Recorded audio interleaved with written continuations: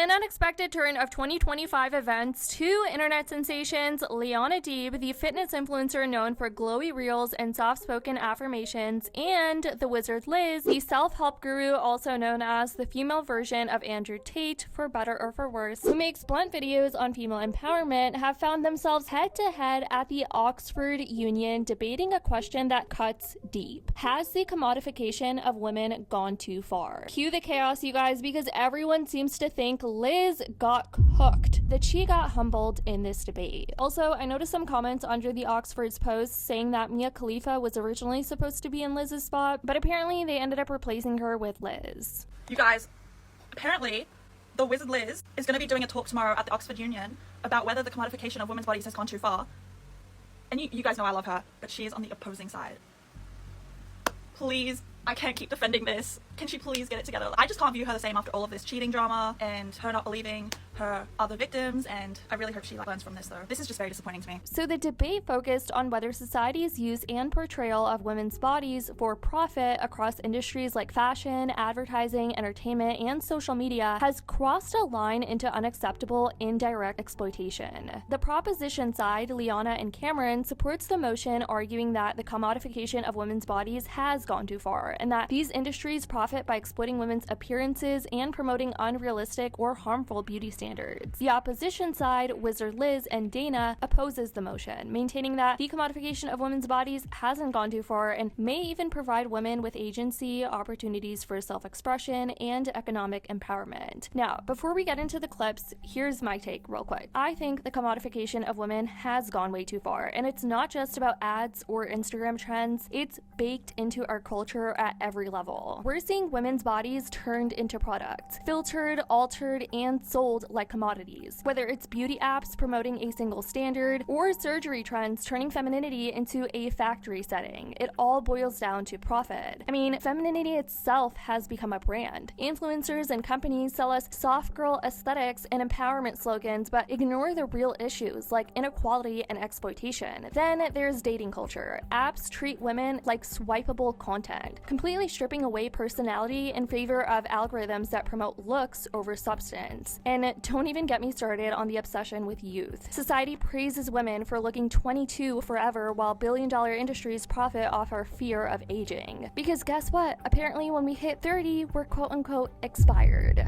Worst of all, I've noticed that this is disguised as choice sometimes, but is it really empowering if the only way to survive is by monetizing your body, your image, or your trauma? This is why I feel like it isn't necessarily liberation, it's just exploitation with better branding. Alright, now let's get into the snippets of Liz's side. It seems as though the full debate video will drop on Oxford's socials in about a week or two, but I've already found some clips of Liz's key points on TikTok, so let's dive into it, you guys. So in this first clip, Liz responds to the sex work allegations. For anyone who doesn't know, there's been a lot of speculation over the past few months about how Liz really skyrocketed her career. Like, sure, she blew up on YouTube, but even before that, she talked openly about men funding her lifestyle and providing her with luxury, and that left a lot of people wondering how she even got to that point. Across the internet, rumors have been swirling that she used to do work and then flew to Dubai to catapult her career. I can't confirm any of that, but people have definitely been skeptical about her rise to fame lately. Here's what she had to say about it though. And women decided to come out and start rumors that I made my money being a sex worker. I'm on YouTube with 8 million subscribers. I was signed and I started making money from YouTube 4 years ago. After my first video immediately went viral. I have around 20 million followers on my other social media platforms that I also make money from.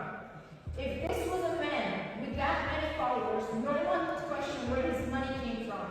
But because I'm a successful woman that built myself up from zero, people have to credit my success to a man. Then there was this clip, captioned, "Make men pay for their lust." Wizard Liz at the Oxford Union. And in this clip, she basically says how money is power and we as women should make men pay for their lust and use the patriarchy against them. When we put the barrier of money and make them pay for sexualization that's going to happen regardless, they will be forced into change. They will not want to see women in power, so they will have to do things differently. And for the first time, they will have to deal with the consequences of their own actions. Use the patriarchy and their system against them. Make them pay for their lust.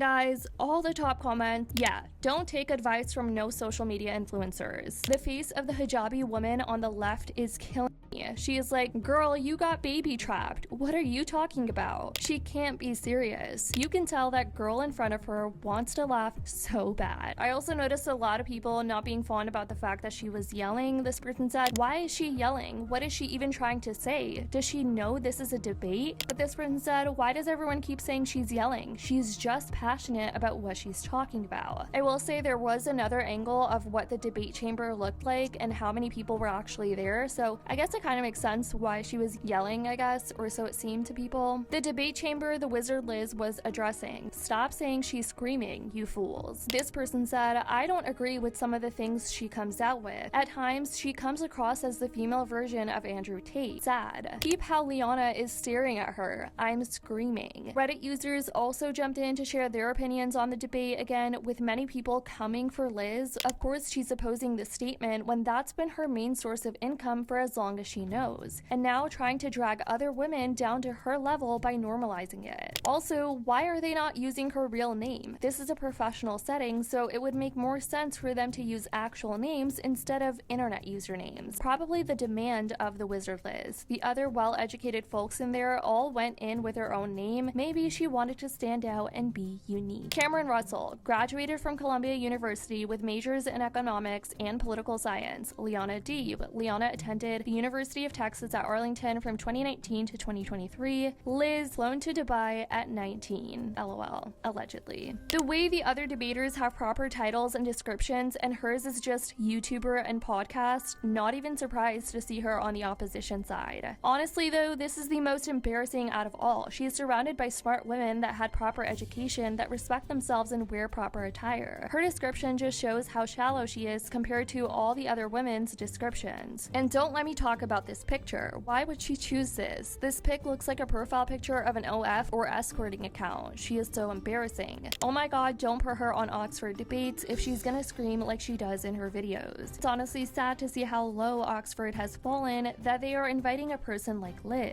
So that's the breakdown of the debate. I haven't seen any clips from the other side, from Liana or Cameron, but again, I'm sure the full debate is going to drop on the Oxford's YouTube channel or other platform in about a week or so. But I want to hear from you guys. Whose side are you on? Are you team Liana or are you team Liz? And also, what do you think about some of the things Liz had to say in those short clips? Definitely let me know your thoughts. I love you guys so much, and as always, I'll see y'all in the next video.